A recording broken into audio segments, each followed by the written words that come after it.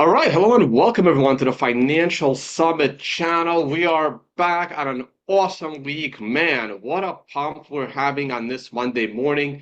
So much to talk about. My allocations. Mark's going to talk about his allocations.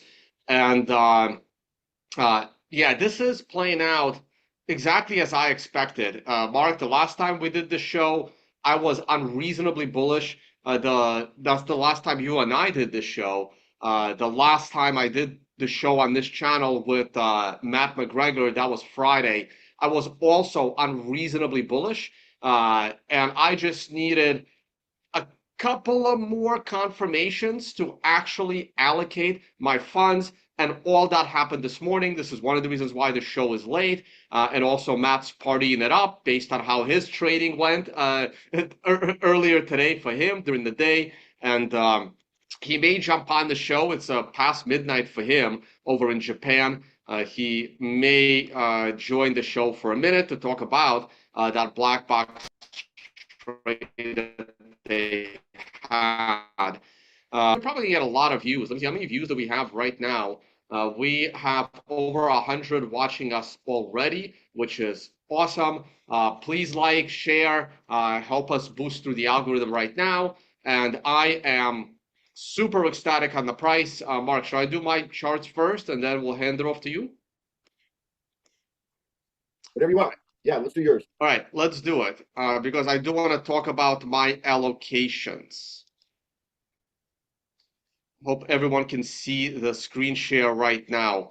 Everything has lined up. I know it's early Monday morning, and we have a long way to go to close this week on a bullish note. My view is as follows.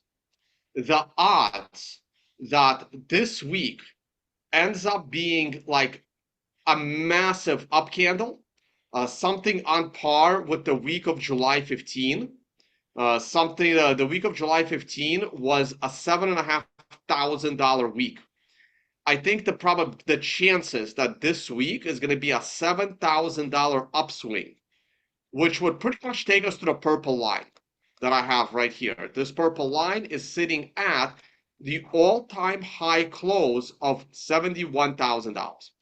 I think that the probability that this week closes at 70,000 or in the vicinity of 70,000 or above is significantly higher than this week being a red candle. And I know we're already, up early in the candle. We're already up to almost $3,000 on this week's candle, which is the last 12 hours. Okay. I know we already got a running start. And when I woke up this morning, everything changed for me across all my charts. And the first thing I did is logged into my retirement account. And I did something that is potentially unthinkable. And if Tyler Jenks was still alive today, I would probably still be getting yelled at by Tyler Jenks over the phone with a lot of cursing. Because what I did was I went leverage long in my retirement account, which is something that is supposed to be illegal, but I had to make up for all the bad whipsaws I've been dealing with the last, 8 months now? Over 6 months. And it was very, very frustrating. So how did I go leverage long in a retirement account? And when did I go leverage long? I want to answer both of those questions for people, and then we're going to talk about. We can talk about this green star candle, later this week. It's not a big deal. We can talk about this massive candle. Remember, on Saturday, I got my green star candle on the daily, breaking all moving averages on the daily chart. I was not buying this reversal candle because I didn't have anything other than a reversal candle. I needed us to go lower. I needed us to get to an MRI buy. None of that happened. So because none of that happened, I'm waiting for a green star candle. I got my green star candle, but it was on Saturday. And I was lucky that Saturday did not rally us like today. And Sunday did not rally us at all. And this all went down overnight and early this morning.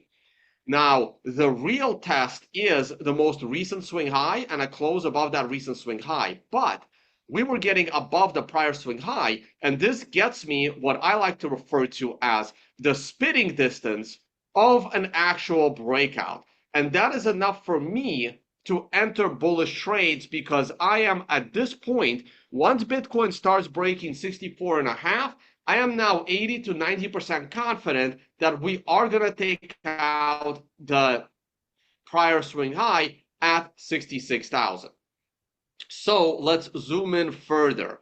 When did I get my opportunity to enter my trade in my portfolio? And it was actually couldn't be any more perfect. It was this 9:40 a.m. candle, and I'm already at a 10-minute candle here. It was the 9:40 a.m. candle, this one, that was breaking all of this consolidation that started at 6 o'clock in the morning. Now, I was not awake at 6 o'clock in the morning. I only woke up around here somewhere right before market opened because I am in Panama and it's 1 hour earlier here. So I don't wake up as early as I do when I'm on the East Coast US. And I was already logged in, waiting for my opportunity. This is one of the reasons why the show was going to be late today regardless. And I was able to get Mark on, so we went on at 11 a.m. Eastern time. And right here on this 10 a.m. candle, that's when I redeployed everything I had into my Bitcoin position. Now, if we go to the allocation chart, yes, the long-term moving average is still declining today, but you can see that in 8.5 hours, we will get our first uptick in that Consensio chart, the first uptick on that 30 candle moving average. And the price will be above all three moving averages, which are all rising for confirmation of a 100% bullish allocation. Okay. However, I needed to make up for the trolling that I took on by basically selling the highs, buying the highs and selling the lows. And I plan to make up for that with my leverage allocation. Now, why does it say 180% bullish allocation? And it says that because I deployed 20% of my retirement account into the CME futures. And the CME futures, because we don't have options yet, right? I will be doing this with options starting next year because options is my better expertise versus the futures markets. The futures markets in Bitcoin are 5x leveraged. And if you do not understand, I don't have an educational video on futures markets. I'm sorry, guys, I don't. I have education videos on options markets and TAs, but not futures markets. I have traded futures for 20 years. I haven't traded them in a long time, but I know how futures work. And right here on that 940 candle, when this candle was breaking all the prior swing highs of early this morning, that is where I was able to deploy 20% of my retirement account into futures. I don't understand why they allow people like me to trade futures in a retirement account, a completely tax deferred Roth IRA retirement account, but they do. Please be careful with this. You don't want to blow up your retirement account. And I deployed 20% of my account into this trade, which is already profiting very, very nicely. I am pretty confident in this trade. You can see from the spec of the futures. This is the spec. If you go to the CME website, the spec will explain how one futures contract is controlling 5 Bitcoin. And futures do trade 24 hours, well, 23 hours a day, 5 days a week. I don't know if I will be in this trade through the weekend. We will see how the rest of the week goes. And also keep in mind that settlement. So this future will expire on October 24th, and today is already October 14th. So Friday is going to be October 19th or 18th, one of those 2 days. I can't do math this morning. And I will probably switch it. I will probably sell it on Friday. And if I have to re-enter the futures trade, I will do it Monday morning, but it's already going to be the next future because I only trade the future with the highest amount of volume. And while this week the October expiration is dominating volume, next week the November expiration is probably going to dominate volume. That's how normal futures work. I don't want to hold my future into expiration. I don't want to hold it into the 24th. So next week, I'm already going to be in the following future. If I want to hold it for 4 weeks, I would be able to hold the next one for 4 weeks, and I'm not going to get, forced liquid sold. I want to be able to go in and out on my own terms. Okay. So that is how I have a leveraged position on Bitcoin. And so far, it's doing great. I saw Matt's messages to me the moment I woke up. The black box had an amazing trade. He had an amazing trade on his own as well. And Matt may join us in a little bit to talk about that. Okay, so now that you guys know how bullish I am, and also alphanumerics, it's gonna flip next candle, if not later today. For me, this is an absolute breakout. What Trump's been saying in the last couple of days is even more helpful. Let me play this for you guys. Mark, we need to do an election show when it comes to trading markets, okay? Share computer sound. We're going to turn that on, and I'm going to play this. Future of crypto. I will ensure that the future of crypto and the future of Bitcoin will be made in the USA, not driven overseas. I will support the right to self-custody to the nation's 50 million crypto holders. I say this with your vote. I will keep Elizabeth Warren and her goons away from your Bitcoin. And I will never allow the creation of a central bank digital currency. I will ensure that the future of... Okay, and Trump has also stated this weekend that he wants to end taxation on Americans living abroad, basically people like myself. But he wasn't clear on the rules of this. I think this is a very dangerous proposal, equally as dangerous as what he said here. By the way, one of the reasons why Trump is almost got assassinated again for like the fourth time, I heard they arrested some guy that tried to bring a gun in to a Trump rally the other day. And I think these kinds of statements to end taxation for Americans living abroad, to allow you to use Bitcoin, these are the things that are probably going to get him killed. By the way, Mark, we can talk about this. I don't want to get too political on this channel, but oh, what the hell just happened to my camera? I don't want to get too political on this channel, but I still believe that Trump will not be president in January. I don't believe it. I don't. I would be the most surprised person in the world if Trump actually gets to sit in the Oval Office again, right? He may win the election, but sitting in that chair 2 months later, I'm still, I'm not going to bet on, I already have a couple of bets. I have a bet that Trump's not going to be on the ballot, which I guess I can't win that bet. But if Trump they can reprint the ballots the day before if Trump is not able to physically stand for election on election day. I am still very, very cynical on this. I still think they're going to take him out. I think they're going to try every single minute of every single day until, when is inauguration? Is it January 5th, 6th? What is it? Around there. I think it's the presidential, and how do you spell inauguration? I have it on my chart. Let me see. I have it marked. No, I don't have it on the right. I don't have it on the specific right day.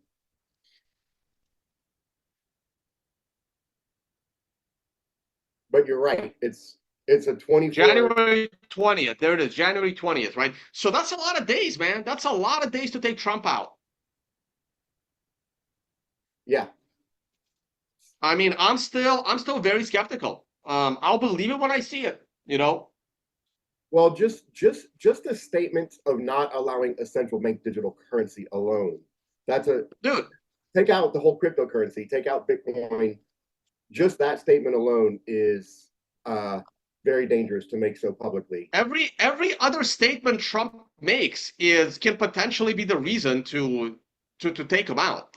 Like saying that he's gonna free Ross Ulbricht for me is enough to take him out, because as I keep saying, Trump and everyone else completely underestimates how much the deep state will not allow Ross Ulbricht to go free. This is the greatest win for the U.S.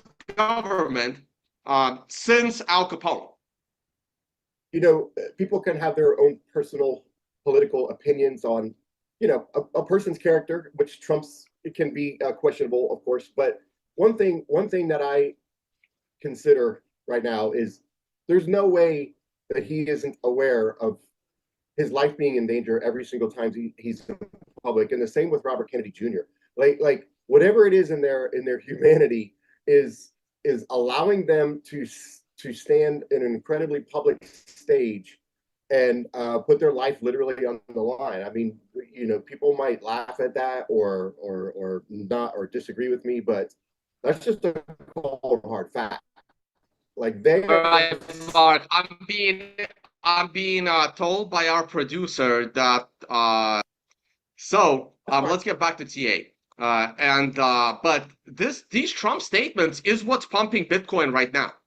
Both of these actually, because if Trump is going to try to end global taxation for foreigners, that pumps Bitcoin as well significantly.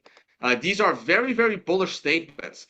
And I think that these statements have a lot to do with what's happening. I do want to answer a question. Alex Sena in the live chat asked, why Bitcoin futures and not MicroStrategy? And the reason is because I can't calculate.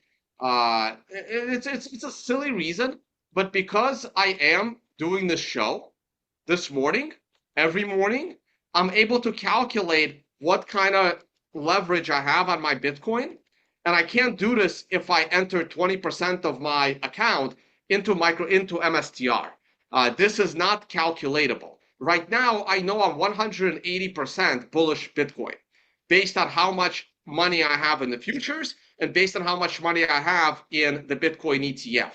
This is a calculatable number. This would be an uncalculatable number if I did this using MSTR. So that is my answer as to why I chose the futures market. Okay. Hey, Tone, go back to your 10-minute chart where on the breakout real quick.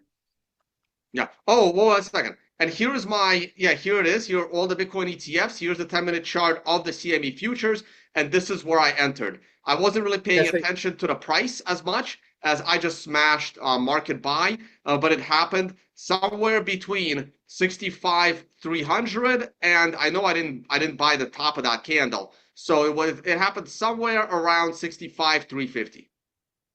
So I like, you know, you have that horizontal right there at the close perfectly. And after the breakout, the next candle was red, testing that breakout. And actually, it looked like the next two candles were checking the validity of that breakout. And once that held, you can see what happened after that.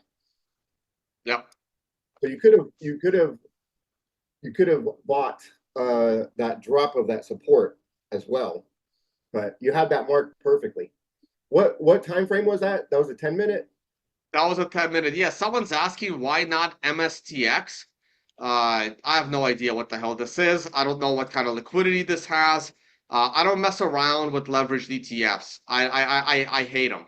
I hate leveraged ETFs, and I hate random ETFs on 1.75x long on MicroStrategy. These are tools that profit from the unsophisticated investor. People don't realize what kind of fees this has. Like, so you are basically these weird ETFs, the double leverage, the triple leverage ETFs, the weird ETFs on stocks that are leveraged. These are rip-off tools. They're only useful intraday if they have the liquidity. You buy it and you sell it later that day. The moment you hold one of these overnight, you are basically giving money to the banking institution that came up with it's like a shitcoin basically. They come up with a way they fee you up the ass, and these are very these are tools for the unsophisticated investors. That's why I didn't even know what the hell this is, and I'm never gonna look at it again probably. Okay, Mark, I have nothing else to say other than I am bullish across the board. Wait till Matt McGregor sees that his alphanumerics flipped bullish, either later today or tomorrow on tomorrow's candle. Lucid SARs are breaking. Everything is breaking to the upside. Yes, we're not out of the woods yet. Mark, you're going to tell us all the reasons why you should be short right now, potentially, or all the reasons why you should be cautious right now. But I am long to the gills. Hey, prove me wrong. Market, prove me wrong again. This is a double top right here. This is a critical double top. I believe double tops will never turn down the price. Yes, I was wrong in 2021, but this is literally, I'm wrong like once every decade, right? I think we're breaking out. I think we're going to break all of these highs, and probably in one day we're gonna probably, we're probably not breaking 68,000 this week, but next week we're breaking out. I've been saying October will be undeniable bull market, and here we are. It is October. And on this note, let me just fix my camera one more time. I'm using too many hand gestures. Where is my thing here? There we go. And on this note, I am coming off screen share and off to you, Mark. Alrighty then. So the last couple of streams we've done, yes, you've been significantly more bullish than I've been. I have still kept a bullish bias, but I needed to see at the very least, how this last weekly candle closed. Okay, and then actually on Sunday, actually it was on Friday. I got bullish on Friday on the CME weekly close, and I can show why.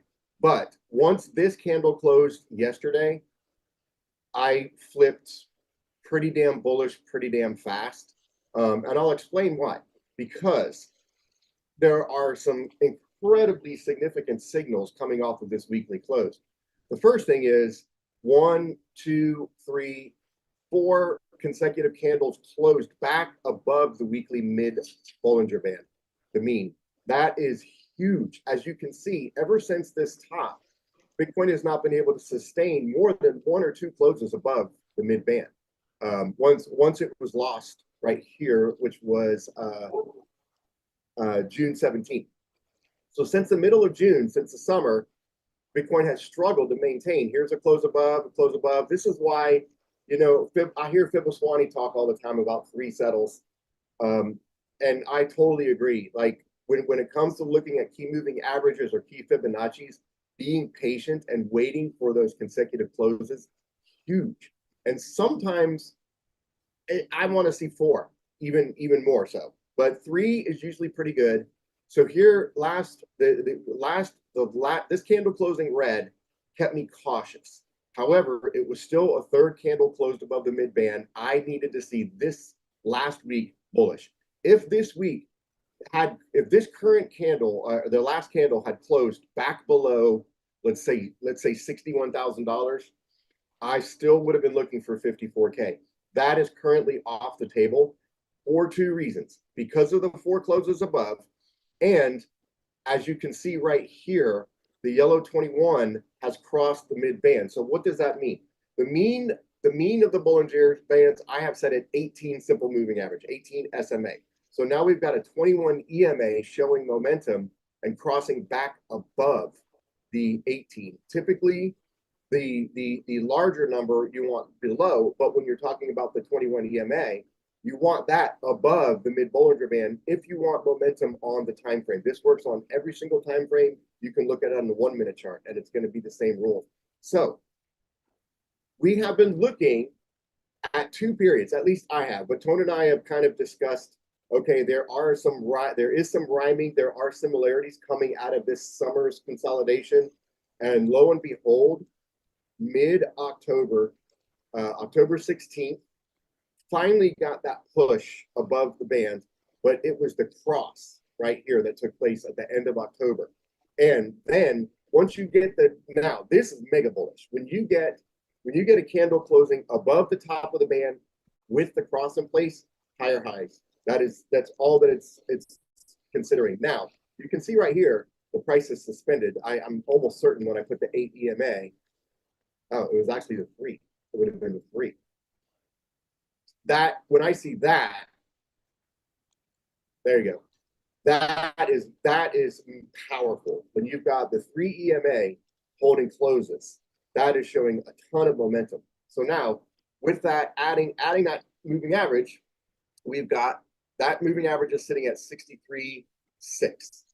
So in order to see this momentum kick in, we would like to see closes holding above there. But even if there's a drop back down to 62K, I believe any drop now down to 62K should be bought aggressively, but also cautiously with a tight stop, because now we're anytime you're going to go back to the middle of the Bollinger Band with the moving average crossed above it, that's a buying opportunity. But we can see back here in October of 2023 that dip, there were no buying opportunities. And yeah, Mark, I was just about to say, I don't think this was it, man. I said it the other day when that dip happened. Remember last time you and I did the show, remember how I took the over? I said, I don't believe we will break 59,000, or I said, I don't believe we will go below 60. And we did go below 60 for like 3 hours. And so I think that waiting for 62K right now is a mistake. I agree. In fact, like in a couple of the Telegram channels last week, before the weekly closes, even with a slightly cautious bias, I just kept looking at the chart and I posted something. I said, listen, I think it's going to be FOMO price chasing mode and there are not going to be pullbacks. That was before this move, but I was just watching it bubble up.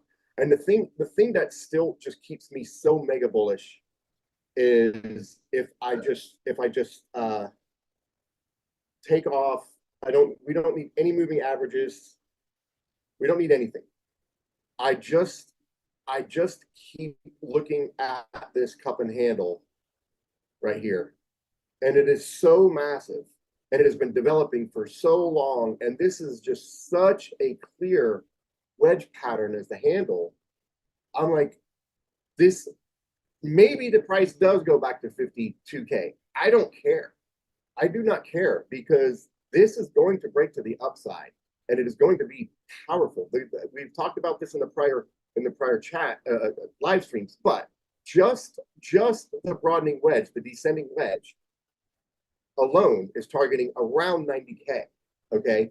And then from there, I'm automatically looking at the 1.618 as a place that usually propels Bitcoin through it, above it, and then there's a dip opportunity back down. So now clearly we have to print a higher high, and this trend line has to be closed above and probably tested. That might be a few weeks away, but I just kept looking at this structure and I was like, wow, this thing is just ready to go. Now, one other thing, well, two other things taking place right now. I'm going to put the MRI on and I'm going to put the Lucid SAR on. Okay. This is like a once a year or maybe once every couple of years setup where you have the yellow 21 crossed above the midband on the weekly. You've got a green star candle and the Lucid SAR on weekly about to get taken out. That is currently sitting at $66,500, which I think that could get taken out this week, right, Tone? Do you agree with that? Oh, the Lucid SAR being taken out this week? Yeah. Oh yeah. This week, yeah. I'm So let's go back to the last consolidation, summer fall consolidation, and look what happened once we had the same conditions. Lucid SAR got taken out the week of October 16th at a price of around $30,000.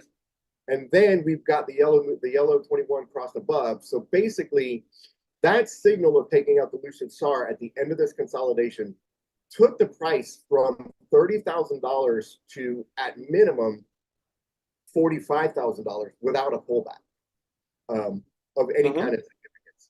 But realistically, that consolidated sideways and then popped up to 50K. So I would not be surprised to see a similar move out of that. and then it did it again, right? In February of 24 on a green star candle. That we took out the Lucid SAR right there, green star candle. The moving averages aren't crossing, but that's okay.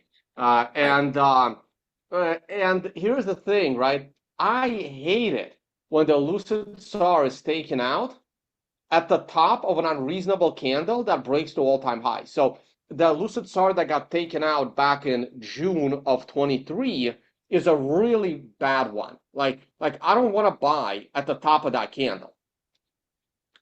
I want to see the Lucid SAR break, without breaking the all-time highs. I want to see, right, I don't like that either, right? Yeah. I like the next time the Lucid SAR broke is great. Yeah. Because we're not at all-time highs yet, and it's a long consolidation. So to me, the current break of the Lucid SAR is identical to the last October. That right there, yeah. Right now, we're in this situation again. Yes, I'm totally flirting with that situation. And let me say with the green star candle, which is even better. Yes. So one of the things I've observed about Lucid SARs or SARs in general, however they're set up, is sometimes people get unreasonably bullish or bearish with a SAR taken out. I have noticed patterns where that is the end of the move. So just because the SAR, let me see if I can find an example of that. Like for instance, right here in the August 2023, the SAR got taken out to the downside, and yes, there were several weeks of the price going lower, but it did not completely reverse the trend. Basically, the lows were almost in as the SAR was getting taken out. So just and the opposite to the upside is what Tone is explaining here in June. Same type situation. The SAR got taken out to the upside, but we did not see continuation of the trend. So you have to be cautious when a SAR gets taken out. That it's possible the move has generally exhausted. A lot of people immediately think it's a bullish or bearish sign. It's not. You have to look at the other factors, and that's why I wanted to talk about this today. We have bullish factors lining up with the Lucid SAR.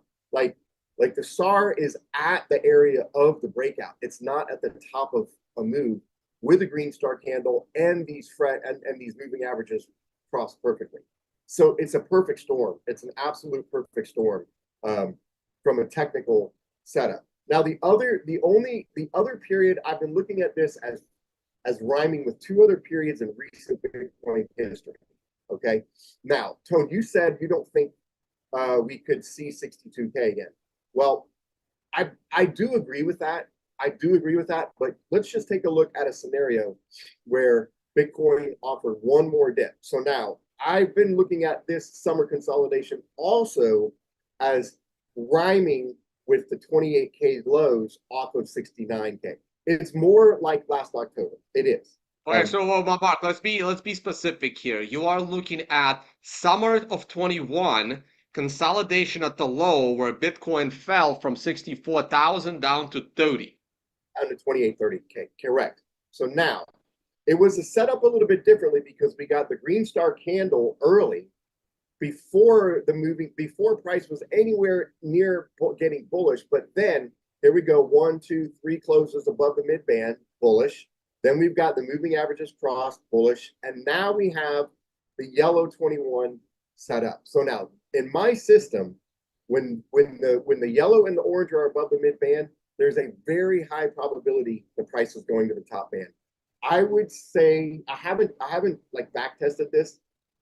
I would put it at least 75%. And of course, we got that. So then there was a rejection at the top band with the moving averages set up bullish, 2 buying opportunities right here in September in $40,000 range. And then that allowed testing the middle band. You want to see as many oscillations between the top and the bottom and the middle as you can to just keep momentum spinning. That test was enough to propel Bitcoin one more time. But then, Mark, well, I do agree with you, but if you put your cursor at those wicks, right? What's the price? The price is about 40,000, right?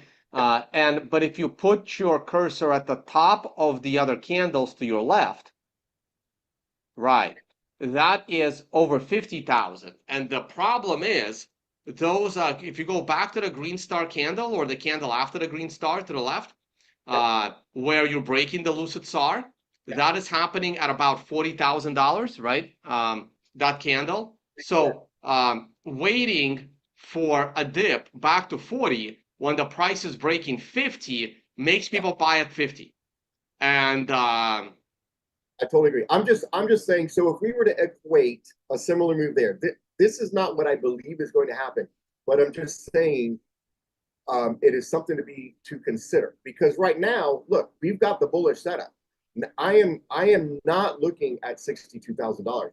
We've got the yellow and the orange crossed above the band with a green star. My target is the top band, which is currently sitting at 69,500. You know what just caught my eye? Pull the chart down a bit. Push it down. That is one awesome acceleration line. All the way up. Yeah. Yeah. Yeah, look at the last time we broke the acceleration line. It was back in 2024. That was a price of 56,600, accelerated the price straight to $74,000. So 83. So we can kind of make a projection that depending on the circumstances, I don't want to see the price hitting this area close to an MRI sell or a 1 or 2 after that. I want to. But keep in mind, if we do reach an MRI top before breaking that line, we're gonna create a new line, which could be lower or higher than that line. Yeah. This MRI acceleration, depending on the circumstances, could set the price to the 1.618, which I believe is right around $102,000. You could see a move very quickly there. So now, really quick, I don't think that there's one more scenario. I'm not seeing that at all possible, but here, this is the election black swan, whether it's fabricated, created, or occurs naturally in nature. Here was now this. I'm scrolling all the way back to the 2020. Okay. Post-election, January 2020, there was this move to $14,000 in the summer of 2019 and a slow bleed down, very similar to what we've had. But then we got the green star candle. We've got the moving averages crossed perfectly. And then that pushes the price to the top band. That signal was fulfilled. At that point, after this long consolidation, I am looking for the price to continue to go up. During this period of time in February, early February of 2020, I was very bullish based on this setup right here. This is the potential early beginnings of an extended uptrend on weekly. We got the move to the top band and then the collapse. So this was a dip at $8,500, and this is when I exited right here. This is one of the only times I've ever been in cash holding no Bitcoin, and it was scary, and I hated it. But I had a line in the sand right here below $8,500, and I was out. And this was an example right here. Oh, Tone, check this out. Perfect storm in opposite direction with a red star candle and the lucid SAR getting taking out to the downside with the moving averages crossed. Like that is also a perfect storm to the downside, which of course we know what happened during COVID. Now, I do not think that that is what is happening, but I am prepared, or at least I'm tucking it away in the back of my mind to see a run to 69K and then have something crazy happen. So now we do know now that $62,000 is going to be a key level to watch. All right. So let me jump off of this weekly chart real quick and show something I was looking at. And Tone, I'm going to explain why I like to look both at the 4-day and the 5-day as the same time frame. And I know that sounds crazy. However, this is the Heikinashi simple 2 moving average investor mode strategy. Okay. I am on the 5-day chart right now, and I put a message in some of the Telegram groups saying, okay, this system flashed an enter / buy. And you can determine how aggressive you want to be. I would say using Tyler's Consensio ideas, maybe a 20-25% entry. But on the last candle, here are the conditions. All you're looking for is the first green candle close once the moving averages finally have crossed bullish. And I'm going to show you why I like the 5-day too, because if you notice here, there was no whipping around. Okay, the 4-day whipped this around a little bit too much. So the 5-day shows us enter. And I said, okay, if you're brave, because here's the deal. The last signal that this gave us was right back in October of 2023. About, let's just be conservative and say at a price of $30,000. Okay. If you had scaled in there, you were in this one trade, maybe adding on a dip here, maybe in January, a bit of a scary drop, but this kept you in the trade all the way up to about $61,000, one trade. Okay. Now, when I go to the 4-day, the signal is not going to come until this candle closes, because the last 4-day candle closed red, and we got a whip right here. This whipped around with this cross. The 5-day didn't give the whip. So I'm kind of preferring the 5-day and what's ironic is that the 5-day actually gave us a signal earlier than the 4-day is going to. However, all that being said, this was a failed signal right here on the 4-day. That was my point. When I flipped back to the 5-day, there was no signal yet. So the 4-day is going to give a buy signal or an enter signal. So what Tone is doing with his own system, entering, is exactly what this long-term, so what this is suggesting is assuming we are finally done with this $65,000 bull crap that has been holding as resistance since basically July, this is going to be a powerful entry / buy signal. Agree, right, Tone? You're muted. You're muted. I was on mute. Obviously, anything can happen. We can crash right now. I'm looking at a short-term chart, and it's definitely rolling over. But man, am I bullish. I've been waiting for October for 6 months. It was going to be October. October was going to kick off the bullish trend. I am very confident in my leverage long right now in my retirement account. And I'm willing to take this one all the way down. You know, it's, the only thing that can derail it all, the U.S. government does have 200,000 Bitcoin, and if they decide to market sell to crash the price of Bitcoin, they can.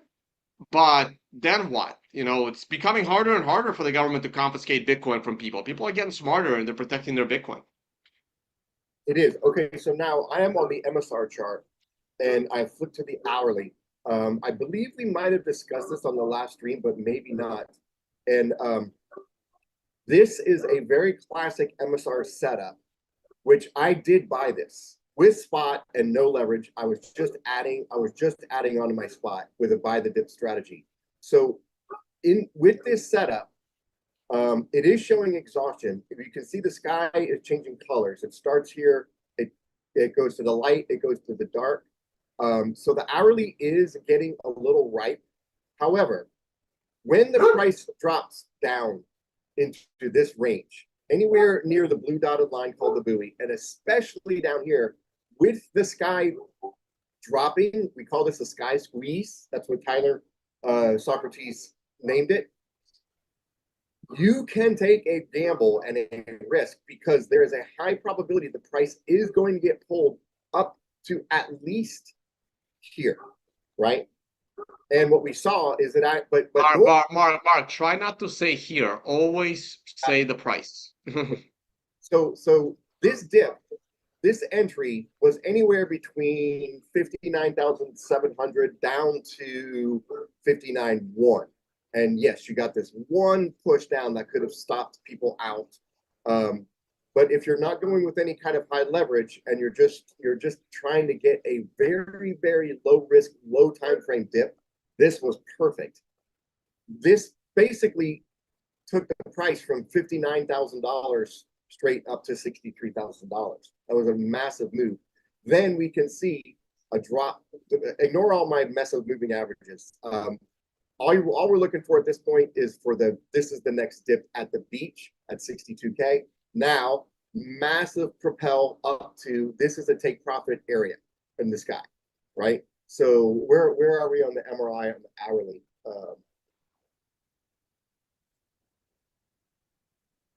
We are, I don't have the Oh, we're kicking off a second consecutive. seconds consecutive Yep. trend numbers. Oh, why am I not seeing the trend numbers? Oh, there it is. Okay. Yes. You're on 4. On a 4. Okay. So how I look at this, how I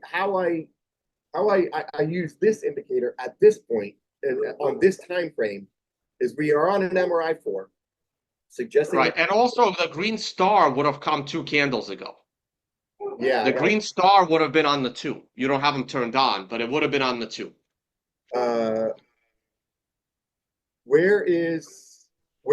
No. The trend change condition is the first closing candle. No, not first candle and then prior candle. No, prior candle. Yeah. Prior candle here.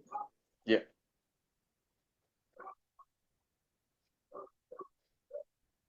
Okay, I still don't see it. Oh, there it is. There it is. There it is, right there. So now we are on a green 4 count. This is resistance. Okay, the moon in the sky is a take profit / resistance area.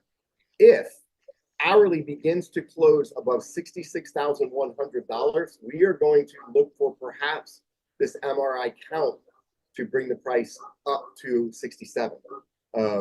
I don't know if we're going to see that. We might see a consolidation in the dip, but the MRI, the MSR is certainly bullish. 4-hour looks ridiculously bullish. So now, once you get, I look at the sky similar to how I look at Bollinger Bands. This current candle is closing in 1 minute. And it is, I don't know why I'm having trouble with the MRI giving me the counts on this right now. It is closing inside of the sky is going to keep a bias up to the $67,000 range. It's very possible that the rest of this day is going to be quite bullish.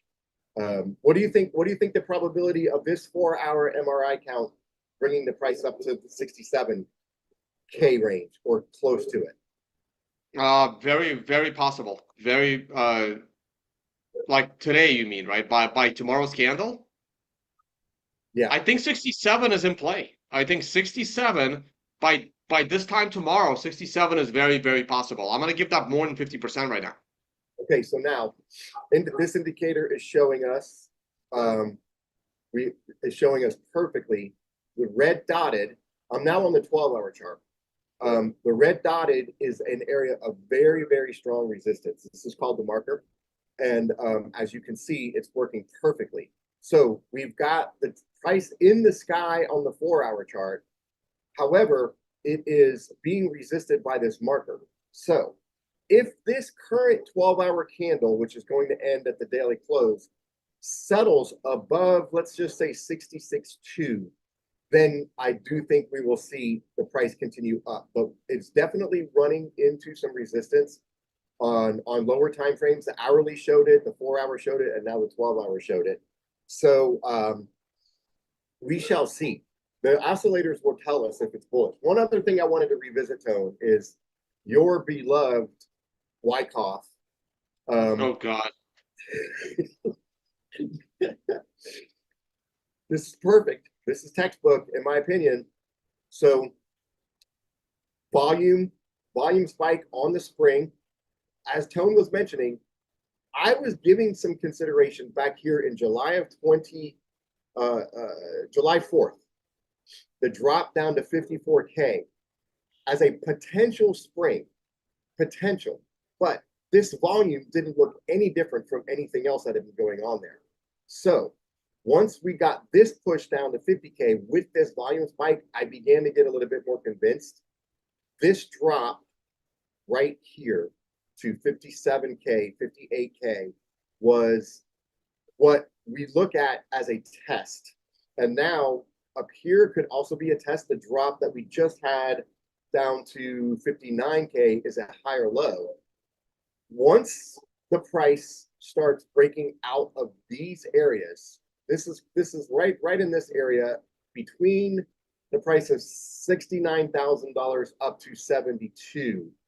That is going to be significant sign of strength coming out of Wyckoff accumulation, and the price will accelerate significantly to the upside.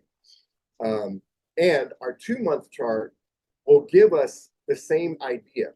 So Tone, this is the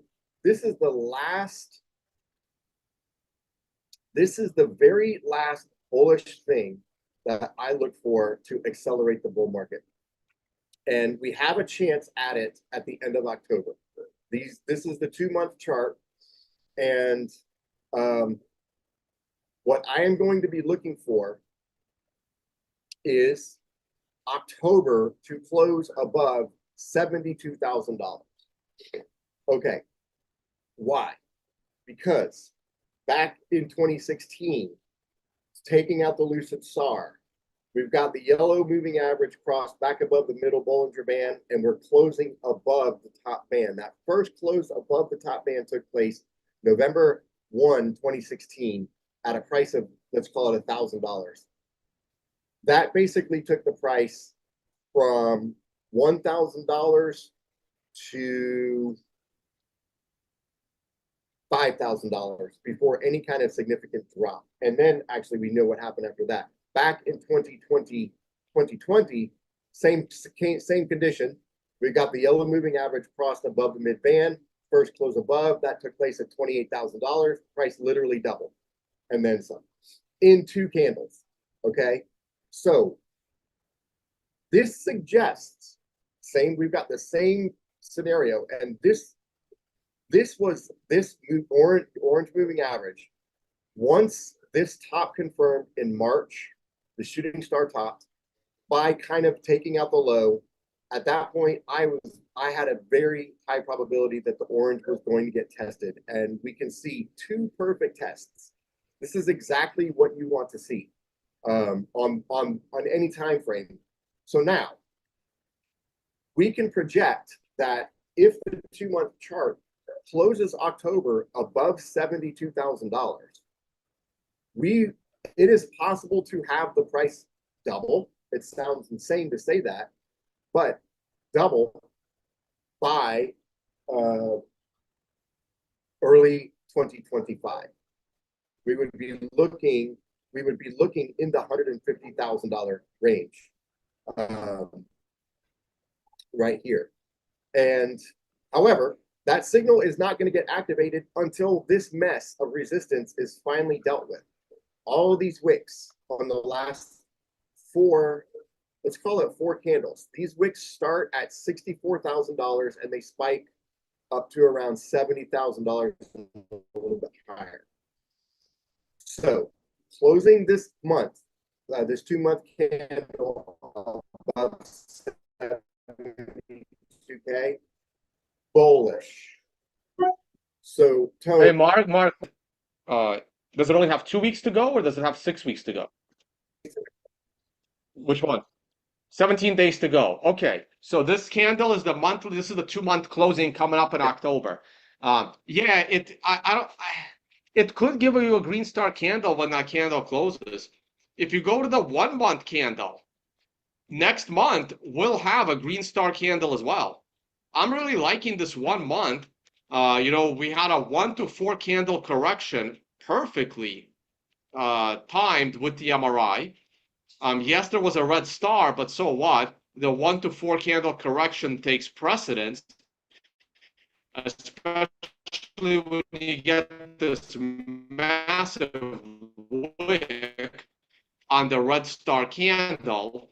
And dude, we are lining up for a massive breakout. October, across all the charts. Now, you can't pull up a yearly chart because your yearly chart is going to be very, very wrong on the MRI because you're not using the index, you're using an exchange.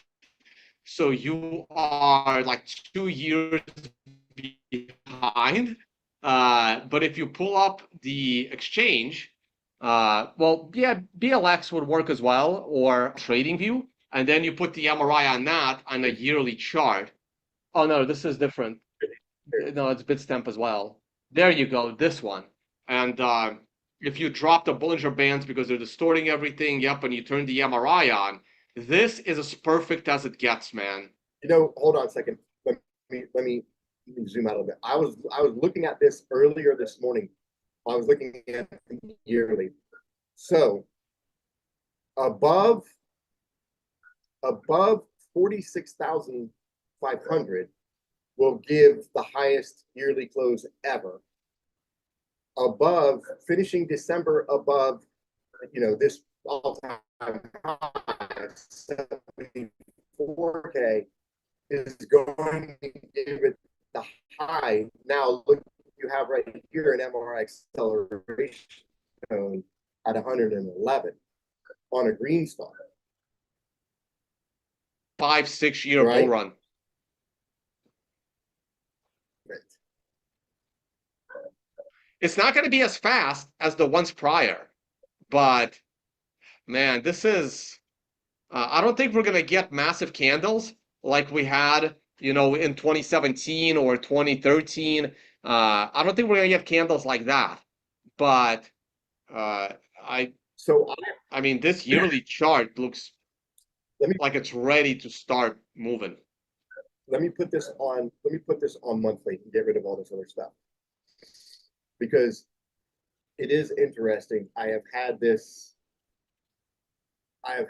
plotted out just for fun. So this is based off this whole pattern. Let me I don't need any of this stuff. This is all based off of MicroStrategy, which I've discussed in prior stock market, other than maybe Berkshire Hathaway, that has a similar pattern. And this sideways right here, and then dropping down to the curve, to this parabolic curve that kind of forms from touching the lows. That is a launching. You can see I put my rocket ship right there. If Bitcoin follows MicroStrategy, which let me see if I have this outlined on this particular chart. I don't. I think I have to go back to my Bitstamp chart. But if Bitcoin tracks like MicroStrategy does, then what you are saying, Tone, is absolutely on point, because we could see the price. I would have to adjust this. We could see the price go into this type of a move where it's going to climb up this type of a parabola into 2030. It goes against some other cycle ideas, but I do like it. Let me see if I can find MSTR.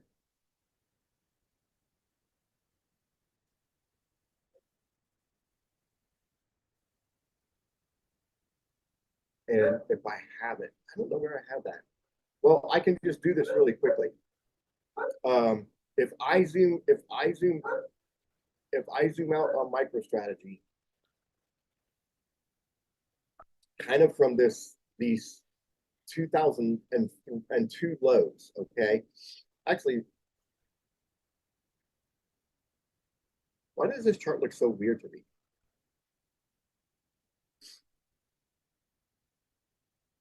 Does that look normal? Is that MicroStrategy? Yeah. No, yeah, that's normal. They had a split.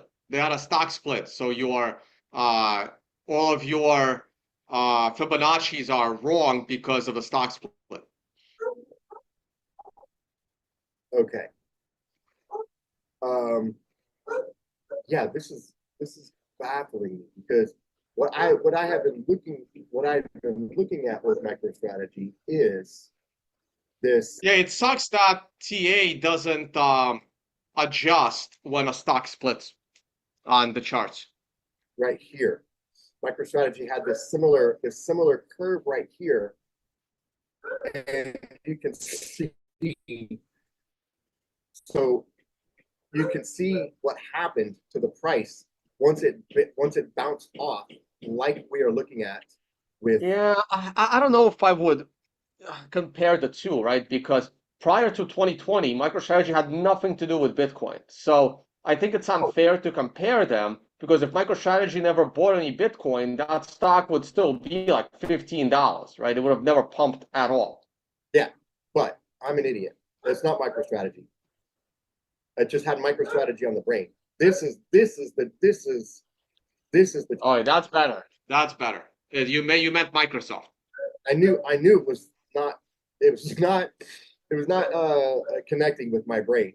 So Bitcoin is currently kind of in this area here from a long-term structure standpoint. This was the 2000 .com era top, and then right here was the 08 crash combined, and it took, you can see here, it took 6,270 days to get back to an all-time high. However, Microsoft has just accelerated up this line. So if I go back to that Bitcoin index chart,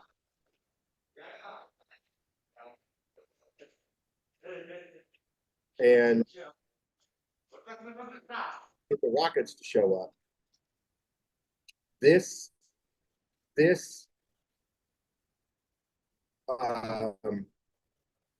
let me see. I would probably adjust this to here because it might already be in this type of a mode tone where it's climbing up there. What do you think of this idea? Yeah. Yeah. That looks very reasonable to me. Now, I have had a projection of the price of Bitcoin hitting $1 million conservatively. I can flatten this out conservatively after the 2034 halving. Okay, so now this is bringing the price well above there. I think Bitcoin is breaking $1 million before the 2034 halving or 32 halving. So the next halving is going to be at 28. So the next one 32. No, I'm taking the over on that. Sorry, the under on that. I think we're breaking $1 million before 2030.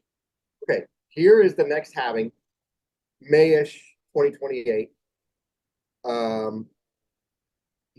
walking up this line would have the price sitting in the $500,000 or $600,000 area, and would have it at 1 million by 2030. So you think it's going to be, you think it'll be above 1 million by 2030? Yeah. It'd be interesting to see. There's 330 people in the chat. I'd be curious to see comments on probabilities of that. I don't disagree. I think that is very, very possible.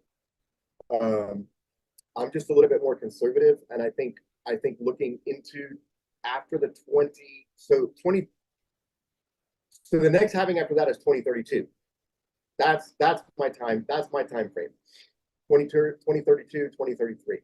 However, all that being said, this just stems back to this idea that there is only one stock out of hundreds that I've looked at in the stock market that have this same kind of early growth path that Bitcoin does, and it's Microsoft.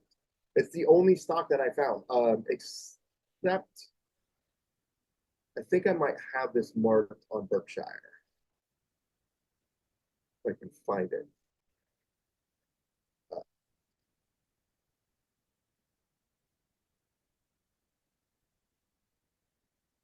Berkshire.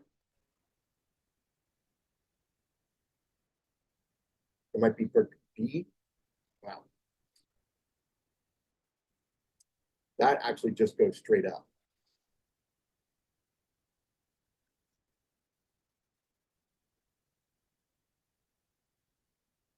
Yeah, it's not the same.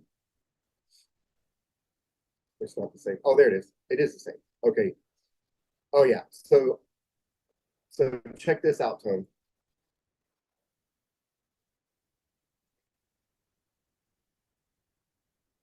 This is the same structure, same pattern as Microsoft with this 08 crash, just obliterating everything.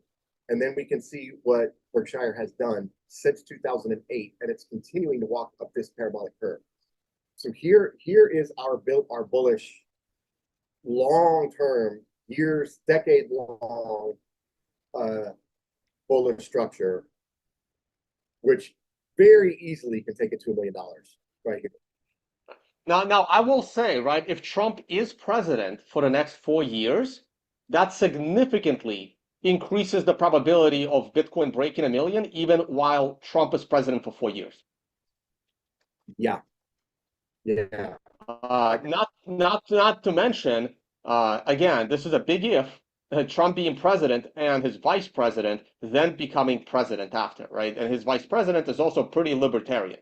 So I think if Trump puts in pro-Bitcoin policies, they will not be overturned if J.D. Vance becomes the next president. But if Trump puts in pro-Bitcoin policies, assuming Trump is elected, the Democrats win the following election, the first thing they're going to do is they're going to reverse every single Bitcoin policy, right? So if Trump, and this is the problem, and people are realizing this globally now more than ever, the divide between Republicans and Democrats, that if Trump comes in and he puts in these massive pro-capitalistic policies, let's say he makes Bitcoin completely legal, removes all taxes from Bitcoin, makes it self-custody, if the Democrats win the following election, they're going to criminalize self-custody, right? So Trump, well, it's kind of like what just happened in Honduras with Prosper Zete, right? And this is one of the problems with a system like the U.S. political system versus, say, China or Russia, or Dubai, for example, or Middle East, where you have, a leader is there for 20 years. And if a leader sets a policy, that policy is likely to continue for 20 years, where in the US, that policy not only stops 4 years later, it could also be completely reversed to go backwards, okay? And if Trump does come in, I'm going to probably say Bitcoin 1 million by 2028 halving. Okay. Okay. I could get on board with that, Tone. Really quick, let me just show this. I'm zoomed out on the monthly chart, and I just have one moving average. It's all you need on the monthly, really. ADMA. But I have noticed through the years, here's a perfect example. Going all the way back to July 2012. I'm on the index now. So there was a move to $9.35, and then it spiked up to $15 and traded sideways. When the price trades sideways into a strong uptrending moving average, that is typically a launching pad, a literal launching pad to the price. And we can see what happened with the price trending sideways into this moving average as soon as it tagged it right here, which was January 1, 2013 at a price of $12. It launched to $276. Yeah, Mark, and the same exact thing happened in 2016. And then look here, though, same thing right here. One more consolidation sideways, and then one more launch. And then, yes, you're right. There were a couple of them right here in 2016. This is basically an ascending triangle. I remember that one. That was one of I was writing about this in Brave New Coin, I think, at the time, or Coin Telegraph, I don't remember. But I remember that ascending triangle. It was perfect. Perfect. It's a little bit cleaner on lower time frames. So now, this is something I've been watching. We had, so here was the perfect. This isn't really trading sideways; it's trading down, and that made this moving average much less likely to hold. And it just didn't. You didn't get the reaction. We really here. This is what needed to happen in 2019. Not this move to 14K. Right here, stay right at $8,000 and trade sideways for several months. Then we would not have had all of this mess here. So now, we have the exact same scenario right now. Okay, it's trending down, but also sideways. So it's kind of a combination. And I'm loving this reaction off of the 8 EMA on this current monthly candle. So let's see. The last high close was $68,000. Even if October closes 68 and doesn't close above 72, that is looking like a launching pad move to me right here. So any opinions on that idea, Tone? On that theory? I'm sorry, say it again. I was like replying to somebody's message. I'm kind of equating this move down and sideways into the uptrending moving average. And look, so much pressure on this moving average, and it's held the closes every single time. No, it's looking great. It's looking absolutely great. Absolutely great. Right? Oh, I do want to ask you about one chart before we forget. And the 55 versus 55 moving average cross. Remember how I said I think Bitcoin is gonna pump a lot this month? That cross gets avoided. I think I said that to you last month. Did. And there's very easy TA. There's very easy TA on that idea. So yeah, here I'm gonna put the 55. I still think if Bitcoin pumps, if we're closing this month above $70,000 and next month is bullish, I think we avoid the cross. So this is the only, I don't need this moving average. This is the only bearish thing I see in almost any of the charts. Now I'm on the 7-day. It's gonna happen on the weekly as well, but we did get this bearish cross right here. Now, the parameters to even consider a move down to 54, 55K is at this point, we do not want to see any closes, zero closes, below $62,000, because I can show you why, going out through history. Here, right here, that this is back in September of 2021. This bearish cross took place, and the same. This is one of the reasons that I've been considering the 28K. This mess right here, and this drop as similar, because right now we're on the 7-day chart. Here is the bearish cross. Keep holding the closes. That was what propelled price up to a new all-time high. With the cross in effect, as soon as you start getting 1, 2, 3 closes below yellow, it's over. And that has happened every single time throughout history. Here's the bearish cross, lose the yellow, it's over. Sorry. Here is the bearish cross. After the 20K top, start to lose the yellow, it's over. And there might be one more. I think I got one more on this bear market. Yes. Here's the bearish cross in July 2014. 1, 2, 3 closes below yellow, and it's over. So for me, currently, 62K is the dip, and it's the line in the sand. Because any week or two that's going to close back below this is going to, this moving average cross is going to be a magnet. And if we look at the weekly, I don't think it's confirmed yet, but it's looking inevitable. Yeah, it's going to happen. So now really quick, let's just take a look at the same technical analysis on Apple. Okay. Here's Apple. Now, this is looking at May 2021 right here.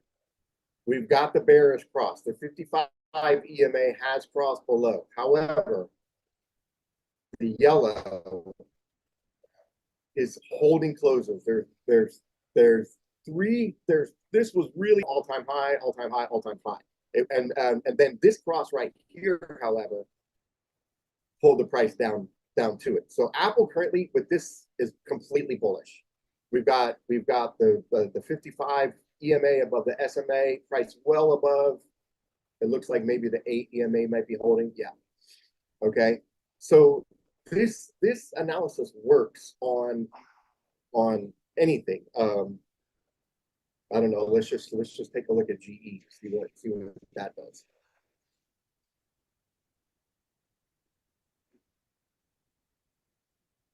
Okay. Here it is. Perfect. Look at this. Look at this tone on GE. We get this cross with the price moving sideways, which is exactly what's been happening with BTC. So this is going back to October 2021, mid-October, bearish cross on GE. Yellow is still trying to hold, and then as soon as it's lost, the price gets pulled back below. And then this is your final short opportunity once you get the cross. Any test of the dark green, and this would have been an absolutely amazing short, taking the price from $64, you could have ridden it all the way down to 40. That would have been a short lasting from January 2022 till July 2022, just based on this one simple moving average strategy. Currently, GE looks fine. In fact, it's really bullish. I haven't looked at this chart in a long time. This was a hyperwave chart, Tone, and it has not made the last all-time high GE had. Wow, I have not looked at this chart in months and months. Was August of 2000 at a price of $287. It has not come anywhere close to that in 20 years, 24 years. Maybe it's ready to tackle that all-time high. What do you think? It's coming into horizontal resistance. I'm curious to see what I mean, I guess honestly, I don't think anyone cares about GE, like anyone, like in the world at all. So I would look at maybe Tesla, Nvidia, I forgot GE was even a company. I did too, but it's interesting looking at this is what I was looking at right here. This cross was the absolute perfect signal right there. Bam. So GE is actually incredibly bullish. Let's take a look at Tesla. Tesla had a complete sell the news event with the release of the AI. Did you catch any of that, Tone? The robo taxi and the I heard about it. I know it dropped the price of the stock. I think there's better. I'm not a Tesla buyer of stock right now. I think that there are better opportunities, Nvidia being one of them. I've been very bullish on Nvidia, and it's breaking out for a monster. So Tesla has experienced something similar to Bitcoin, getting a like right here in July of 2023. This was a very bullish moving average structure that did nothing but create lower highs and collapsed. Again, currently, you can be cautiously bullish on Tesla because we do have the bullish cross on the weekly, which took place at the end of September.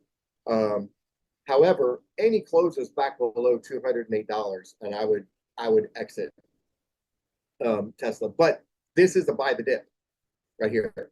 I see anything between 210 up to 220 as an area worth trying to see if Tesla can pull itself back up. But again, it's just a lower high. So I agree, Tone. Like potentially bullish, but not really. So I can tell you why Tesla is not bullish at the moment, right? Because Elon Musk is backing Trump, and again, we're back to the politic discussion. Elon Musk is backing Trump, and even Elon Musk has already admitted that if Trump loses, Elon Musk could be arrested. So it's very likely that betting on Tesla now is a bet on Trump winning the election. Because if Trump loses the election, it's very possible that Elon is in serious trouble and his companies, get taken over by the government. Quick look right here is suggesting that if Tesla. So, for example, I would not be a buyer of Tesla stock until, again, January 20th, when Trump is sitting in that office. Before January 20th, anything related to Elon Musk is a massive risk because I think Elon is in serious trouble if by backing Trump. I would agree. If Trump doesn't win. We've mentioned on prior shows that yeah. Elon's the only he's the only capitalist and company owner that's willing to back Trump. Everyone else is backing the Democrats because they don't want to be in prison. We're supposed to be a capitalist country, but unfortunately we're not. I literally could not agree more. And I think we're seeing that reflected in the price. And what I was going to say is you and I have discussed buying dips prior to the election into the end of October, but I think I would stay away from Tesla as well until after the election, because this cross here. Now we've got the 55 below the 50, the 55 EMA below the 55 SMA on monthly, which tells me, and we can see this happen right here, going back to April 19. Same move, same type setting. As soon as the price put pressure on the 55, Tesla saw another, let's see, another 30% below before finally finding that low. So with this moving average structure in place, it is in this is kind of an ugly pattern, but the way I would look at it is as long as $200 is holding closes, Tesla might survive this. But anything below there, and it's probably going to start descending again. And we probably won't have any resolution on that until after the election, as Tone was saying. So here, let's take a look at NVIDIA. Wow. Yeah, if you put the MRI on it, it looks even better.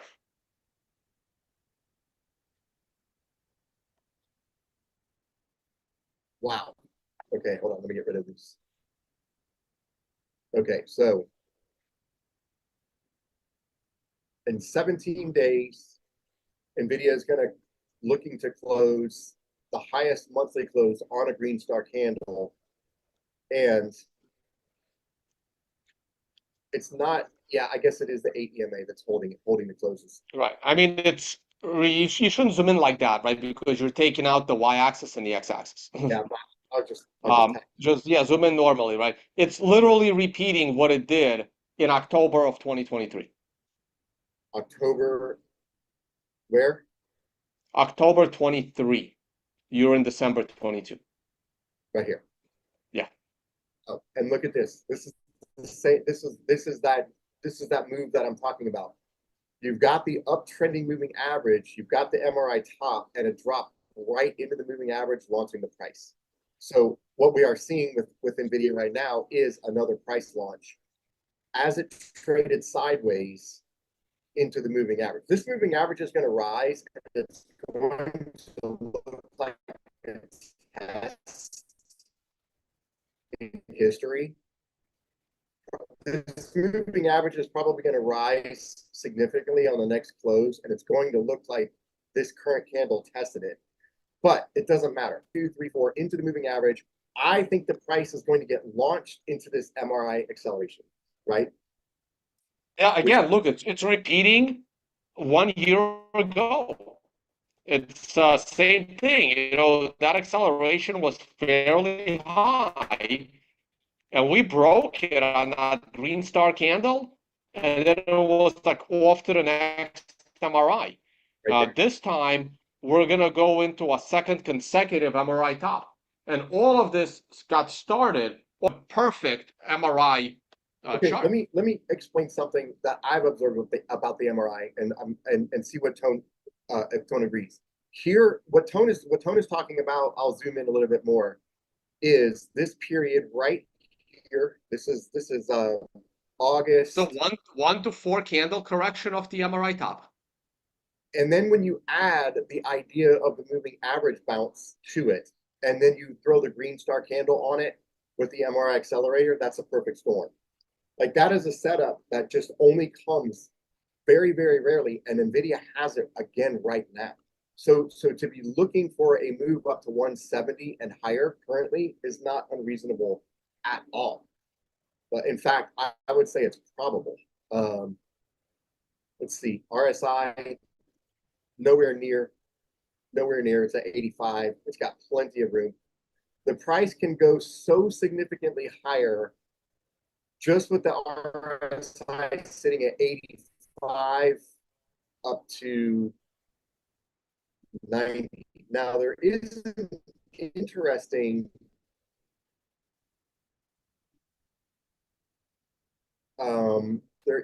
to consider right here. At this point,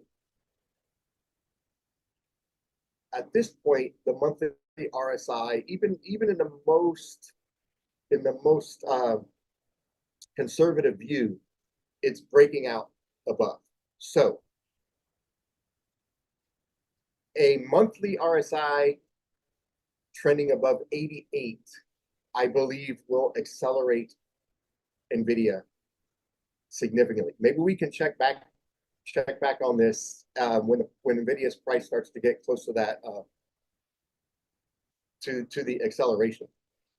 And once again, we're going back to looking at it tracking up to the 5.618, which is just absolutely insane. It looks good. Okay, anything else, Tone? Yeah, can you pull up TLT? Someone was asking the last couple of days for us. Okay. Oh, look at that. Nice rejection. Shooting star at the moving average, rejection. Yes, it was a green star candle, but you're coming into very heavy resistance with this moving average setup. Can you put on weekly? It is creating higher lows.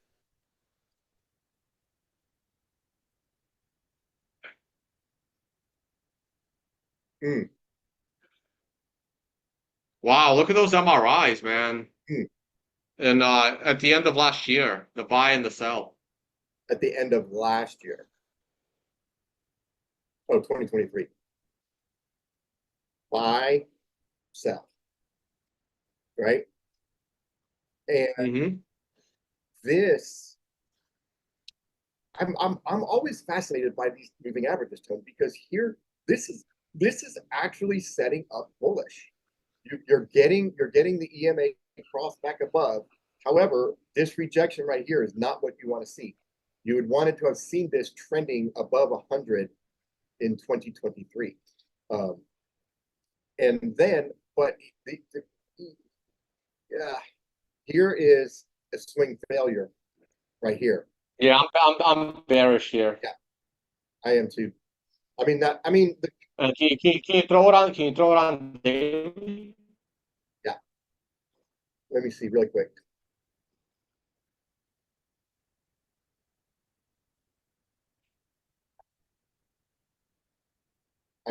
Let's make it.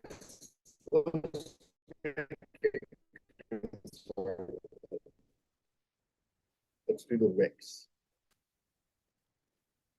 I don't think you'll make it. It's barely hanging on to that trend line. Daily, just daily. And yeah, okay. What did you want to see? Oh, That could be an MRI buy right now.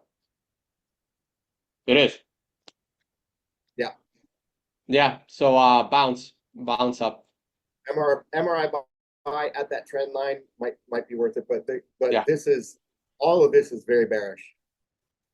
Yeah, look, it topped on an MRI. Topped on an MRI.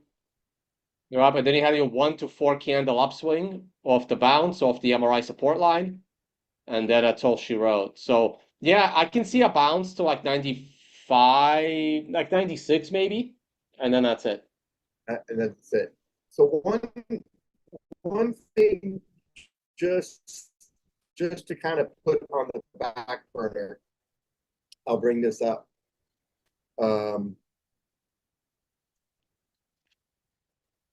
Wow, that looks kind of bullish. So I'm going to take off. I don't need anything on here except don't need any moving averages or MRI. So I am on the 2-year yield. Okay, and it refuses to give up the trend.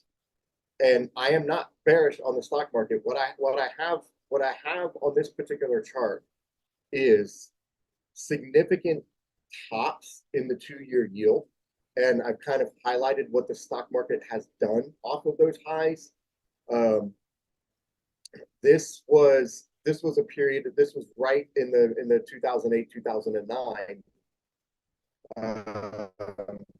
Once the yield finally topped, it had a 58% drop, and then this top right here, which was June 2008, and then right here, moving ahead to 2018, there was a 20% drop in the S&P as this was confirming a top, and then COVID accelerated that drop, of course, on this top. However, this has not yet confirmed until this red horizontal is lost, which I have marked at around 3.57%. Until this is lost, I believe the stock market is going to run to new all-time highs. This could stay sideways for who knows how much longer. Tone, do you have any opinions or ideas on how long this can stay consolidating? So basically this topped in November of 2022. And here we are 2 years later with no significant sign of No. So zoom out like I think rates are going higher because remember, I would look at this the other way. The stock market crashes and the rate follows. So you're only going to get a rate drop if the stock market crashes. So if the stock market continues to go higher, I mean, the Fed doesn't want to raise the rate at this point. We're so far beyond the 2006, 2007 days. The problem is a 7% interest rate is, you see where you have 7% in 2007?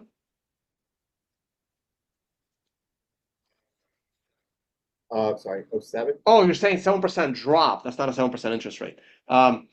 Right. It's going to be very hard for the interest rate to go above that 2000 peak.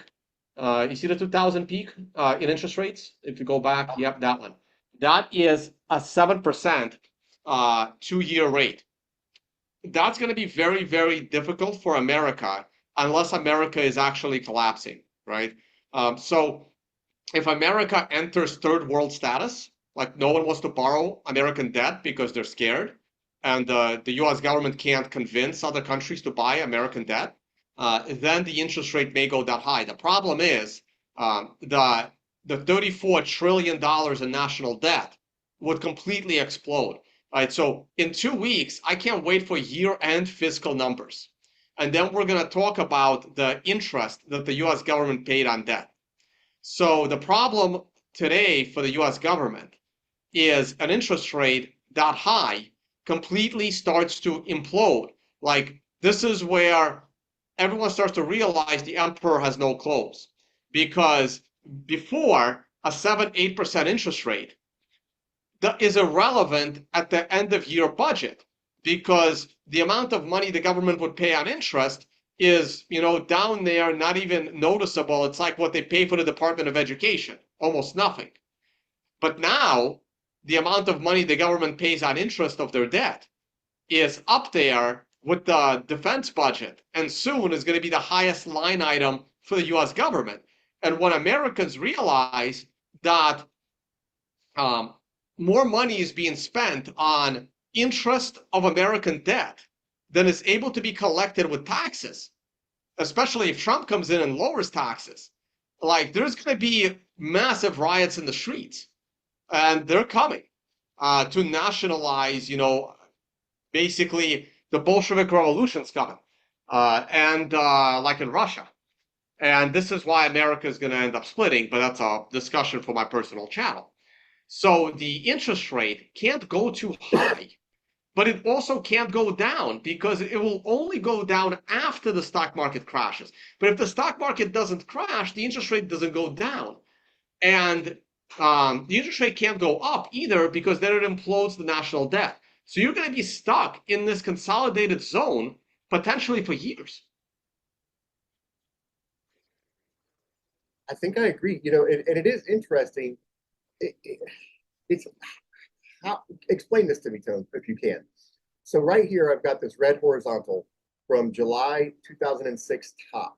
Okay, that was at about 5.22%, exactly topping this current move. How does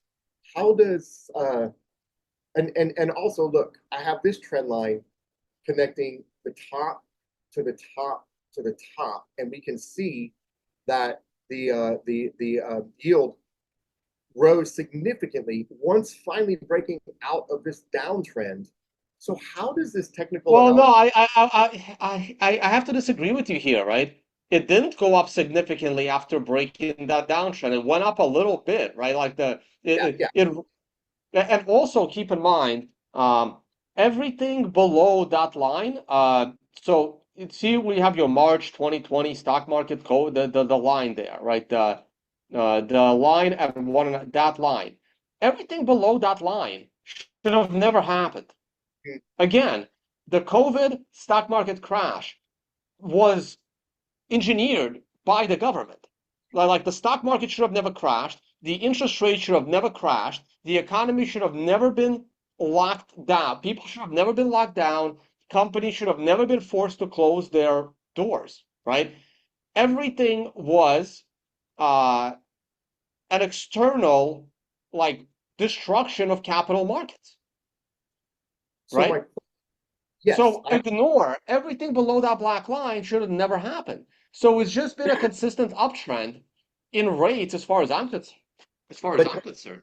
just quickly though, yes, this wasn't a massive move, but it was 100%. The rates doubled, right? But it's irrelevant, right? Like again, if it's you live in the Northeast, you live up in Maryland, right? Yeah. If in 2 months there'll be a day where the temperature is 1 degree, and the following day the temperature can double. Is it going to change anything when you go outside? No. Okay. So my question is though, how do we explain these long-standing trend lines and horizontals working on something like a yield? It's basically kind of like a general technical analysis type look. How, like, why? Do you have an explanation as to why the rates topped in 2023 of October at the exact same level that was the high here in 03? Well, again, let's start taking one at a time, right? The reason why the yield topped in 2007 is because the real estate market started to implode, taking down the entire financial sector, and the government had to, and the rates had to crash in order to bail out basically America, right? And the reason why the rates are topping right now at 5% is because in the last 20 years, the amount of debt that has been taken on is now creating an upper bound. Because if the interest rate goes above 6%, the whole country is going to implode. And one of two things is going to happen. Either the market crashes and the interest rate has to crash, or America splits and the interest rate skyrockets to 20%, like Haiti, right? So we are just dealing with a natural upper bound at 5 to 6%. It can't go above that unless there's multiple ways a country like collapses, right? Like a superpower like Rome, England. I don't know how America will lose its superpower status. And one of those ways is the interest rate going to 15, 20%.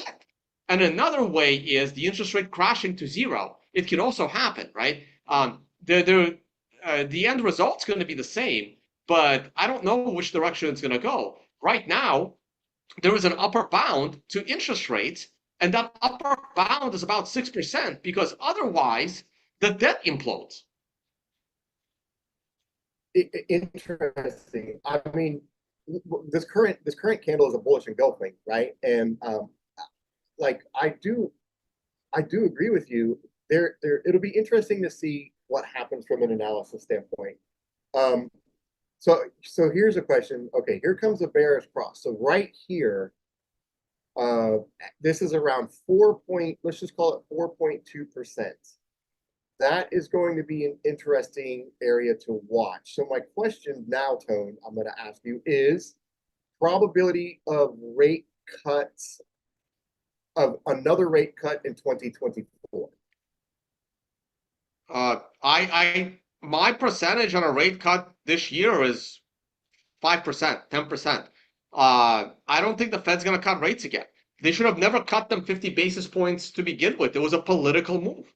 It was a combination of politics and the fact that they've been promising to cut rates for 2 years and they eventually had to do it. Otherwise, they look like complete buffoons that don't know what they're doing.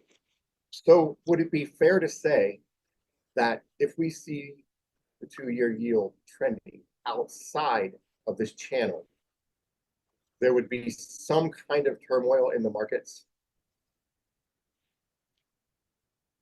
Oh, yeah. I mean, going below that channel means that the stock market is dropping and they need to lower rates to stimulate the economy. And going above that channel means that the U.S. has a problem selling their bonds. Let me steal screen share. I wouldn't do TA on interest rates. Like I don't think TA on interest rates is accurate. It somehow works. It baffles my mind. It just does. It's kind of like doing TA on Bitcoin dominance. One more chart. Here's another thing I'm looking at. I'm looking at the current cycle, the current 4-year cycle, breaking above the green cycle. Okay, so purple is our last one. It's going to be hard to cross the purple. It's going to be very hard to cross the purple. But I am watching it crossing the green. And to cross the green, we need $80,000 by end of this month to cross the green. I think it's possible. Tone, I've got one other question I want to ask you, but I need the screen again. I'm going to go to a tweet that I saw yesterday. All right, grab the screen, ask the question. We do have to wrap it up. We've been on for 2 hours. And I do want to show one thing to talk about bonds. Let's see. I think this.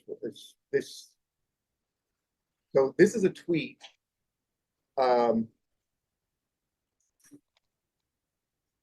Yeah, can you click on the chart? Right here. So it's just to give credit to the account. It was Vivek, who I like him, but this is suggesting M2, global M2, but also US M2 has trended significantly to the upside. And his tweet is suggesting that Bitcoin will follow, and I do agree. The question is how, because we're not getting the rate cuts to increase the liquidity, and you kind of touched on this a couple of weeks ago as to where the liquidity is coming from. But what do you think about this, Tone? What do you think about this idea of Bitcoin eventually catching up with the same trend? Oh, but is this how old is, like, this makes no sense, right? The price of Bitcoin, like, when was this tweeted? Well, it's around 60K.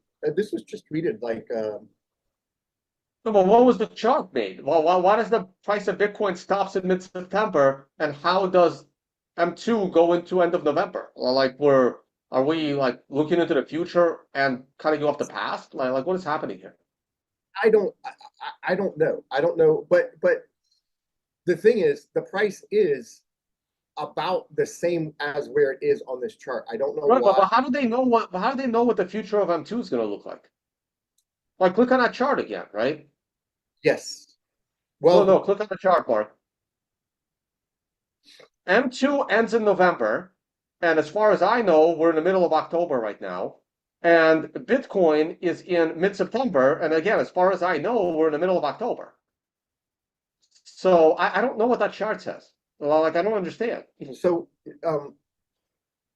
yeah, I understand what you're saying, but I guess the question is, the question I'm trying to pose to you is, do you think Bitcoin is going to eventually catch up and track? Because here's M2 right here. This is US. This is not global. And when I zoom in, we can see that it has been rising significantly since it hit the lows in October 2023. So for the last year, it has been rising. Now, going back to the price of Bitcoin in 2023, it has also risen since then. But is it keeping up? My question is the price of Bitcoin going to eventually catch up to this? I mean, increase I guess so. Like, I actually hate this kind of analysis. Like, if you go back to his chart, like, I would never ever look at it that way. If you go back to that tweet, I would never look at it that way, right? Because you are their x-axis and the y-axis. You have two different.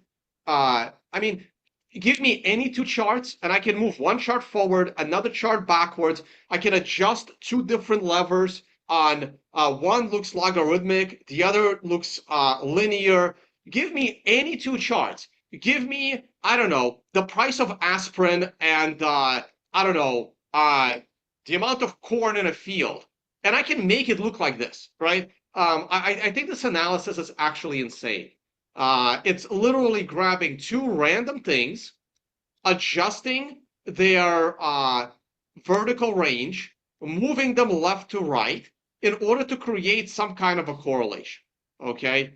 M2 is going up because it always goes up, and Bitcoin's going up because it always goes up. But and they're both going up for completely different reasons, right?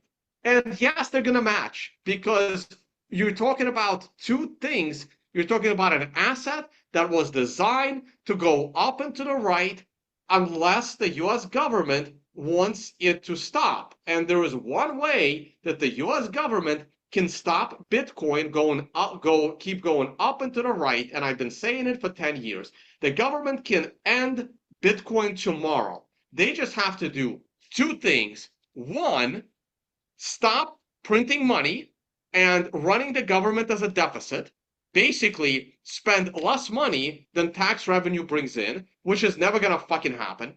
And the other thing the government needs to do is remove all money laundering laws, which is also not something the government is going to do.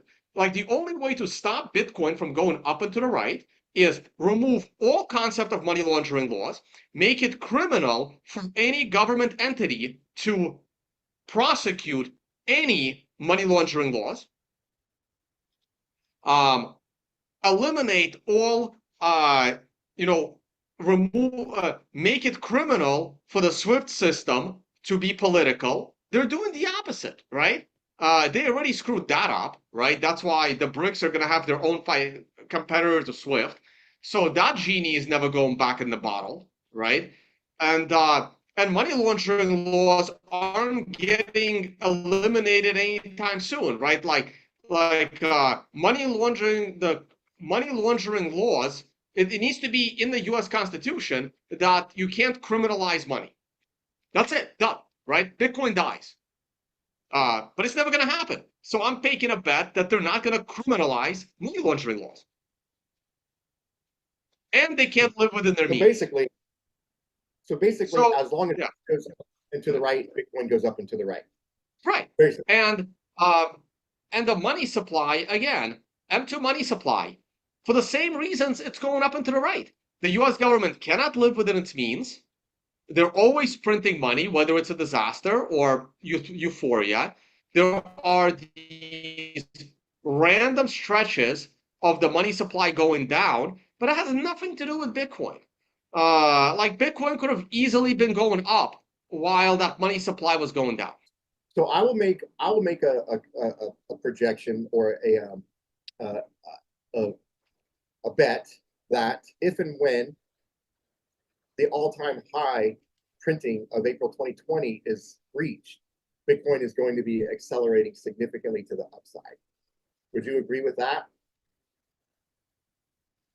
I will agree that there will be a coincidence of both of them going up and to the right, but it has nothing to do with breaking that line. I think so. Only because, look, this acceleration began, of course, it's COVID, but this is February 2020, and Bitcoin bottomed in March 2020 and then accelerated just as quickly as the money printing did. So I'm going to assume. But Mark, like, put your cursor on April of 2020. April of 2020, right here.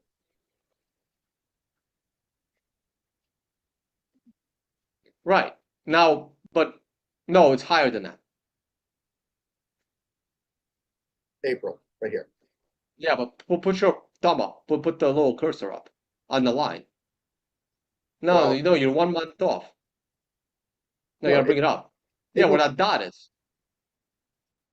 Oh, I got you. Right. Right. So look at that massive pump in liquidity, and Bitcoin is still going down. Well, right? So they have nothing to do with each other. but it bottomed. Bitcoin bottomed in early March of 2020. Yeah, it bottomed in early March, but it didn't start like rising until like April or May. Yeah, probably even May, right? You're right. You're right. I mean, they went up. They went up for the same. I mean, Bitcoin didn't go up because suddenly because the M2 money supply was higher. Bitcoin went up because people found a need to buy it, right? Like it's irrelevant whether money was pumped into the system or not. Interesting. I believe that the increase of the money supply as a trend is a leading indicator that Bitcoin is also going to be rising in a significant way, because ultimately it's just bringing liquidity into the global markets that starts swirling around. Yeah, Mark. I wish I could pull up my chart. Bitcoin did not start pumping until October. October is when Bitcoin broke out, right? No, go back to your money supply.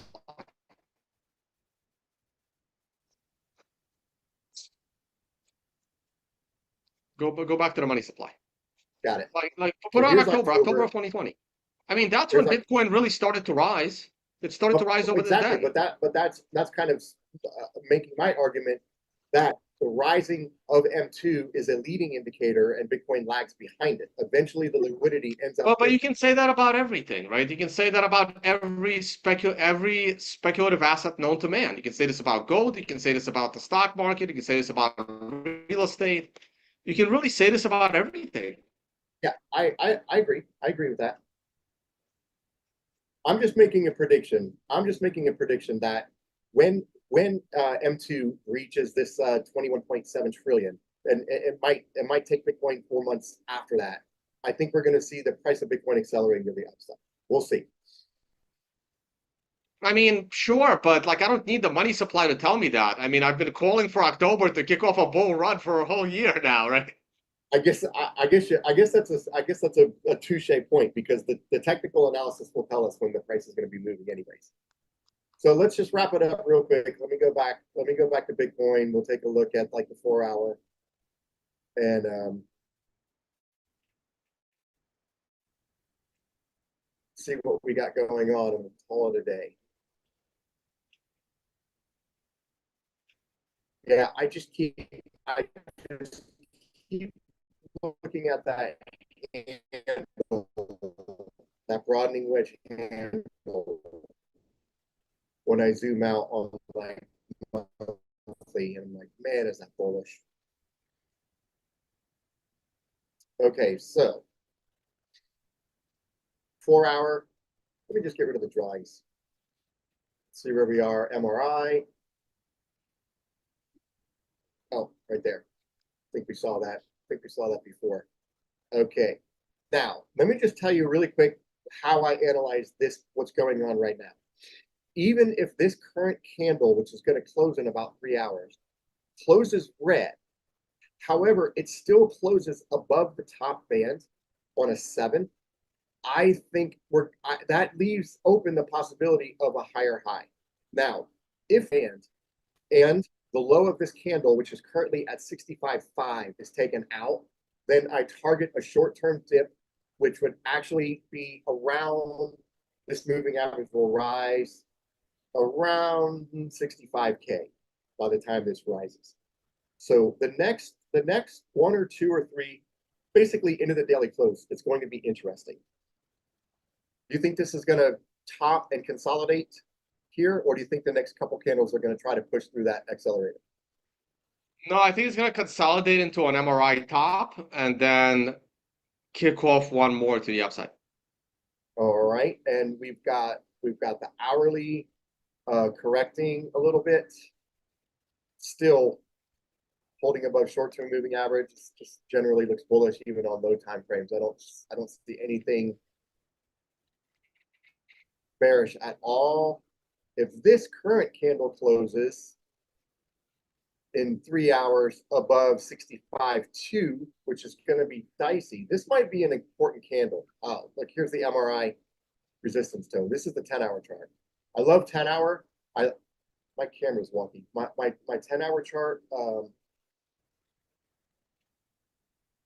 My 10-hour chart is a bridge between 4-hour and 12-hour sometimes. If this closes as a shooting star, but it is a green star, right? So the price is going to get squeezed, and it's either the Bollinger Band is going to give or this MRI resistance is going to give. One of the two. if it closes above 65.3 on a green star candle, I'm looking for this count to continue higher. It's looking bullish. It's looking bullish to me. All right. That's all I got. All right. The one last thing I was going to say, it's not chart related, it's data related. And it's this. I'm trying to update these like every month. Unfortunately, I won't have this data until like January or February for this year. But the trends are crazy. China continues to dump US debt. You can already see it. Like China peaked at 1.3 trillion right here. And now China is only holding 777 billion in US debt. And I think this number is going to go down when the December numbers come out. And you can see which countries are increasing US debt and which countries are decreasing US debt. Japan is hanging in there. So here's a, let me see here, line. The blue is the European Union, cumulative European Union. You can see how the European Union cumulatively is picking up all of these bonds. And you can see one country in particular is going bonkers, and that is Luxembourg. And its entire population of 3,000 people, okay, worth of US government debt. And you can see how it's rising. Green means it's rising year on year. Red means it's dropping year on year. Ireland, here, you can see how Ireland has increased its holdings of US debt from just $20 billion to over 300 billion.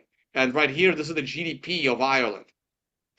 So what does it say when your country is holding as much US debt as its GDP? And look at Luxembourg, its GDP is $86 billion, and somehow they're holding 400 billion in US debt. This is a disaster waiting to happen. Not that anybody cares about Luxembourg. Belgium is there, but at least Belgium has a higher GDP. So, and blue means I don't have the data, so I just pushed the last year's numbers forward. I'll have the data at the end of the year. And Hong Kong is slowly starting to reduce, but they're going back and forth. It's basically when the US has control of Hong Kong, they're buying debt. When China has control of Hong Kong, they're dumping debt. You can see Taiwan. The US has had control of Taiwan for a while now. The US has been, making their government for the last 4 elections. And this is the whole geopolitical issue with Taiwan. And you can see that Taiwan is increasing holdings of US debt. Meanwhile, China is decreasing holdings of US debt. So this literally tells you, is the government of Taiwan pro-America or is the government of Taiwan pro-China? So as the holdings of US debt by Taiwan increases, that means that the US government has control of Taiwanese government. And I find this data to be so fascinating, and no one discusses. I've never seen anyone discuss this. It's fascinating. Y'all should screenshot this, just kind of like break it down because it's really fascinating. I do have a question, Tone. Yeah, right there. No, I'll throw the link in the description. So what? Without getting, maybe it's impossible to get political. I've got my own theories, but I'm curious. How do you explain the European Union?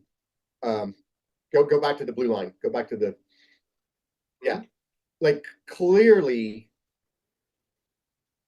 that's the buyer of the U.S. debt right now, right? Oh yeah. What do you have a hypothesis on why? Oh, of course. Someone has to buy U.S. government debt, right? Otherwise, United States implodes. And if America is pissing off China and Russia, notice the amount of American debt Russia holds. It's 0. Okay? I have Russia over here somewhere. Here, Russian Federation. They used to hold American debt back in 2013, $130 billion worth of it. And then they completely removed it all. And yeah, when you start to piss off countries and they don't want to buy your debt anymore, someone else has to buy it. So who's buying it? The European Union, which the United States still has control of, Canada, which the United States has control of, the UK is buying up some more debt. Basically, whichever countries the United States could either use a carrot or a stick to convince to buy the debt. Also, look at the Caribbean banking centers. I have them here. Where are they? Caribbean, right? Cayman Islands has tripled the amount of debt that they're holding since 2012. They're now holding almost $400 billion worth of American debt when the GDP is only 7. So I have a theory that kind of agrees with what you're saying. I will try to word it carefully.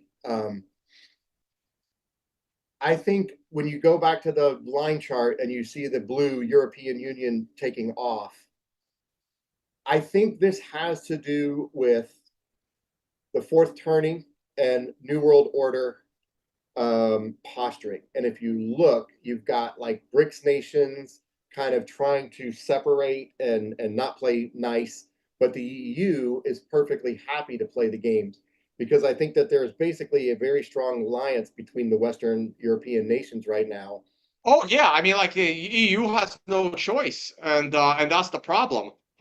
Once again, if you break down the EU, look what country is not on the list: Hungary, because Hungary doesn't play ball with neither the European Union nor the US. And also look at Turkey. Turkey is not holding US debt either, right? And Poland is holding very little. They don't play the games either. Go back, scroll. right, look at Saudi. Saudi Arabia is actually increasing its debt, which is very surprising to me.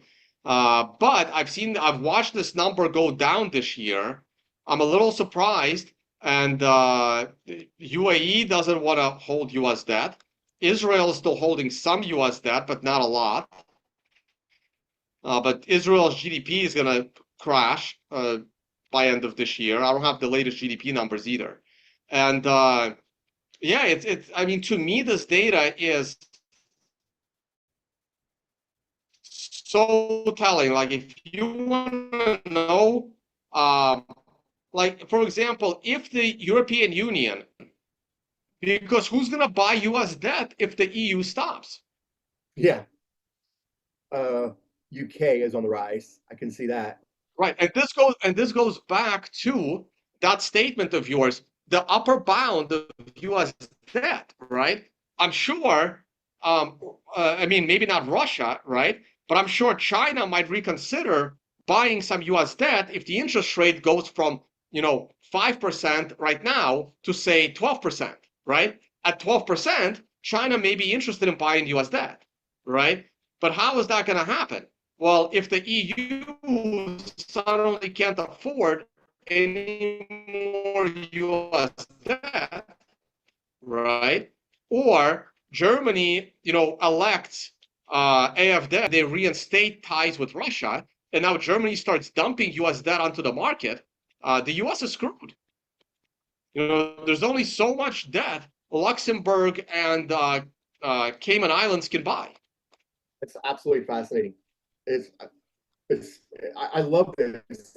I love this whole spreadsheet that you came up with. I remember looking at it a couple of weeks ago, and it's right. And ironically, look at Germany, right? Germany finally increased its holdings of US debt for the first time over 100 billion. And Germany's economy is the strongest in the EU. We're talking about a GDP of $4.5 trillion, only holding 100 billion in US debt. Why is Germany not buying US debt, right? Why are they sticking it in Luxembourg and Belgium? And somehow Ireland and Switzerland got convinced, right? France. And yet Germany are being the smart ones. And they're like, nope, we don't want to go too far with this mess. Wow. You know, this data tells you a lot. It tells there's so much information in there, and there's so much, there are so many things you can pull from it and conjecture on.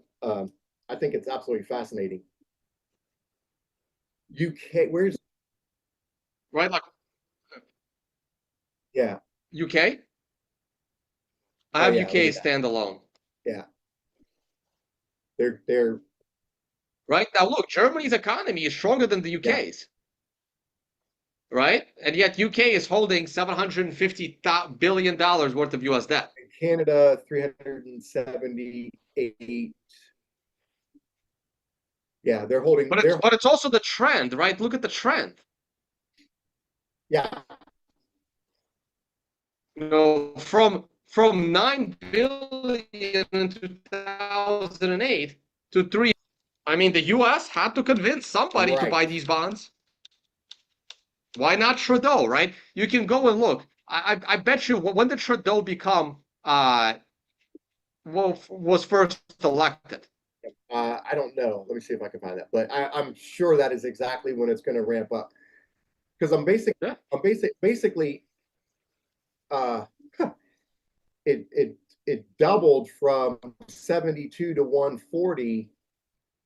So 72 in 2015 to 140 by 2019, 5 years, and then it is doubled again in the Right. next. So Trudeau won his first election in 2015.